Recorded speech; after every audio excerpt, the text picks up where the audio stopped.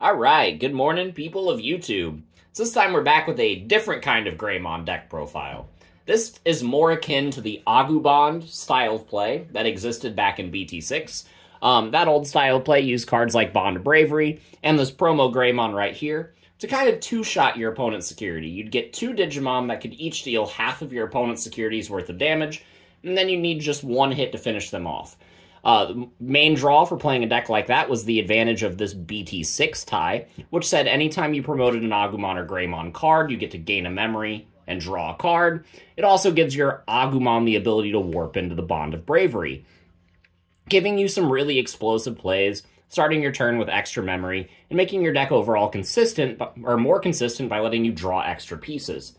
However, with the advent of BT14, we have new support for this deck. We have a whole new Greymon line. The new Agumon's really good. This Dragon of Courage option is another way that we can warp, along with this BT14 War Greymon. So this deck just has a lot more things going for it. So if you guys like this kind of content, make sure you guys like and subscribe. And without further ado, we'll go ahead and get into the card by card. Starting off with our eggs, I am playing one copy of the BT5 Koromon and then 4 copies of the BT14 Koro. This allows us to draw extra pieces. The 1000 DP on this egg is kind of negligible, especially this format where players are playing a lot of training boost and tamers to hit in security. So, you know, if you don't need the DP and you'd rather value the card draw, I feel like this is the way to go. For the rookies, I'm playing 4 copies of the new BT14 Agumon. This card is just overall fantastic, allowing us to go into a Greymon if we have a tie in play at the start of our main phase. Combos really well with the BT6 tie. Like, if you're going first, evolving this in the back and then playing the BT6 tie is your ideal turn 1 opening. Because on your next turn, even if they put you to 1, you can promote this, gain the memory, draw the card off the tie, and then go into the promo Greymon for free. Swing 2 checks at 7k because of this inheritable effect, and, you know, then you have 2 memory to do stuff with your turn on. So this is a really good card. It's the best Agumon, and we play 4 of it. We next play 4 copies of the BT12 Agumon. It's another inheritable DP buff. That's pretty nice. It also is one of the best searchers that we could play, allowing us to also find pieces like our tie. I am playing 2 copies of the Starter Deck 7 Agumon. This inheritable effect is really solid. This card and the BT14 Agumon are the main pieces that you want to play under your promo Greymon or any card that just needs a DP buff swinging into your security. And these cards are kind of the reason that we get away with draw eggs for our Koromons. For the rest of the Agumon, I am electing to play 2 copies of the BT6 Agumon. This card gets us some memory back if a tie is played. That can also kind of steal turns sometimes if your opponent is swinging into security and hits a tie and you have a couple of these out. You will gain the memory for the tie hitting the board. Not only that, but its inheritable effect makes Bond of Bravery hit for an extra check. So warping this into Bond of Bravery hitting for 3 security and then checking 2 with a Greymon is a really easy way to close out your opponent's stock. So I do like this for the burst option. I think it is the least necessary Agumon for the deck, just because this deck has so many different ways to do damage. But it is a really cool inclusion and something that I do like playing around with. I am only playing 2 copies of the BT9 Agumon X Antibody to close out the rookies, and there are a couple reasons for this. One, I can't Dragon of Courage warp this into a War Greymon. War Greymon cannot warp on top of this.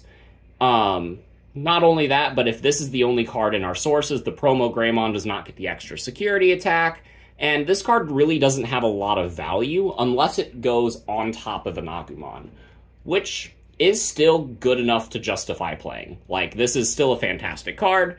I just don't find it as necessary in this style of Greymon list. So those are the 14 rookies. Kind of a high count, but we do want constant access to Agumons. So for the Greymons, we got 4 copies of this promo Greymon, giving us extra security checks. This is one of the primary ways that we are dealing damage in the early game, and really allows us to start off ahead in tempo. Next, we play 3 copies of the BT14 Greymon. This card is really cool in combination with the X antibody option, because if you put X antibody under this swing, you'll get 2,000 from this when attacking effect, you'll gain a memory, and then you can use X antibody to go into Metal Greymon X. You'll get an additional plus 3,000, a security attack plus 1, and then this inheritable effect will be live, so you'll be at 15,000, like, minimum. That's before an AguBond buff, and if you have the tie from BT1, you are at security attack plus 2.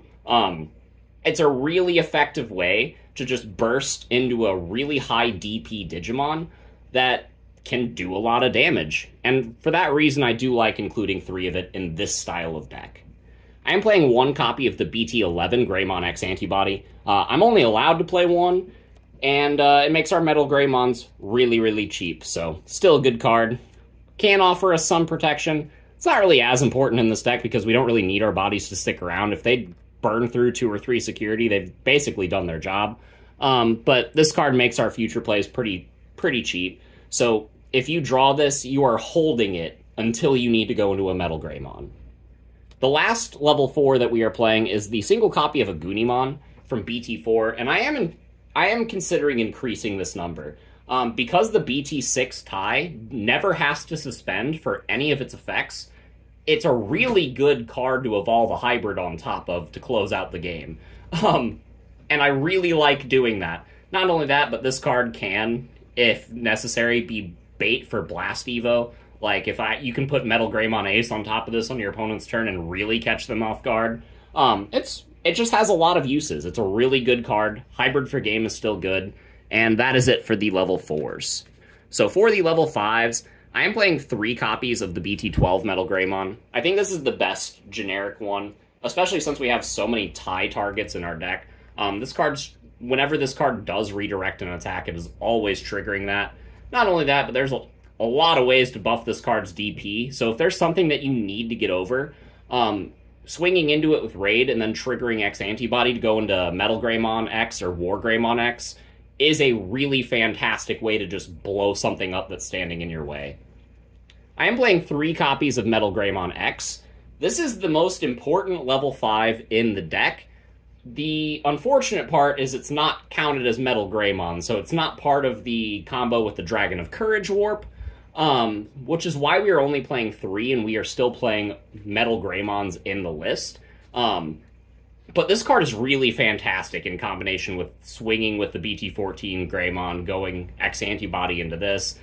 This is really fantastic with the Raid Metal Greymon. This is just a really fantastic card, and it's a really effective way to clear out half of your opponent's security. This card, the Promo Greymon, the Bond of Bravery, and the War Greymon package really help solidify a lot of damage. And you only need 2 of those bodies, and this is, could potentially be one of those 2. So that's really fantastic. For the rest of the level 5s, I am playing 2 copies of the Metal Greymon Ace. This card can catch your opponents off guard. You are swinging with Greymons into their security and kind of leaving them on board sometimes and, just playing out ties to close out your turn. So if they try to punch over your Greymon, you can go into this and, pop them and put them on the back foot. Not only that, but playing this card for 4 memory to blow up something in your way is really fantastic. If I'm playing against something like Blue Hybrid or Yellow, and I'm fearing the Magna Angemon Ace or the Zudomon Ace, a lot of times I won't even swing with the Promo Greymon. I'll just hard play this, blow that up, and then sit with this and the Promo Greymon. And then on my next turn, you can put like X Antibody under this, swing, go into the Metal Greymon X, or the War Greymon X, and then you have the Promo Greymon to close out the rest of their security. It's a really proactive card, and because of that, it definitely fulfills a niche in this deck. So going into the level 6s, it is just 4 copies of the BT14 War Greymon. This is the best one that you can use with Dragon of Courage. This card warps on top of an Agumon, so this is one of those War Greymons that's kind of all-inclusive. You don't need any prior setup in order to be able to use this card. Heck, you don't even have to have the memory to evolve into this and keep it your turn because of its effect to attack whenever it evolves. This card is really fantastic, and while it takes like a 1 or 2 of slot and a lot of other Greymon decks, this is the poster child of the deck like this because of how fantastic it is as, like, a utility card. It really does everything. It's got Raid, it's got Piercing, it's got Sec Attack up. It does everything this deck needs it to, and for that reason, it is the primary level 6. So we are playing 2 copies of War Greymon X Antibody to round out the level 6 package.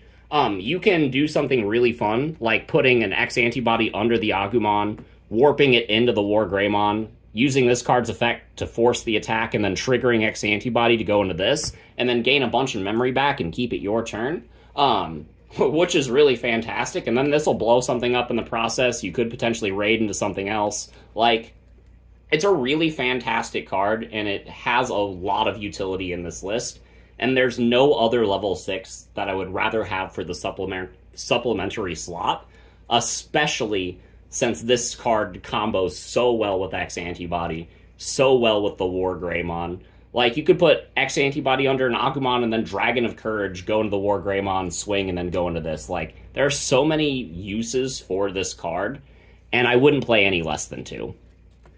So, for the last Digimon in the deck, it is just going to be 2 copies of the AguBond Bond of Bravery. I feel like 3 is a little clunky, but I could see the reason for it. This card is also really good if you need to, like, evolve on top of a War Greymon and then swing so that you can get a free delete. Like, this is really good at that. Not only that, but if it blows something up, then you're just trashing security, which, if you know there's something scary on your opponent's security stack, this card can easily get around it. And it's a good card to kind of help you play around certain things. Not only that, but it's a really aggressive card whenever you need to burst into more damage, because the tie can allow your AguBond to warp on top of this. And then all of a sudden your level 3 is now a level 7 for just 3 memory, and that can really put your opponent on the back foot sometimes. So for the Tamers, I am playing 4 copies of that BT6 tie. It's very important. This is your best turn 1 play. You need to establish this card as early as possible, and I wouldn't play any less than 4. I am playing 2 copies of the BT1 tie. This card makes you do extra damage, and because of cards like X Antibody, it's really easy to kind of get more sources for free. You can even go Koromon into Agumon, into Agu X, into X Antibody, and then your promo Greymon all of a sudden is triggering this source, so it's gaining Sec Attack +2 whenever it's swinging, which is kind of dumb. This is a really fantastic card, and I wouldn't play any less than 2. I am rounding out the deck, or the Tamers in this deck, with 1 copy of the BT14 tie.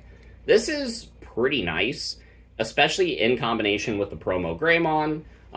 If you need an Agumon to warp into the War Grey, and you need the War Grey to be bigger than just 12k, or I guess 14k, thanks to the Agumon's Inheritable, this card can pump that card up to 16. Not only that, tapping it gets you extra memory back whenever you're checking security.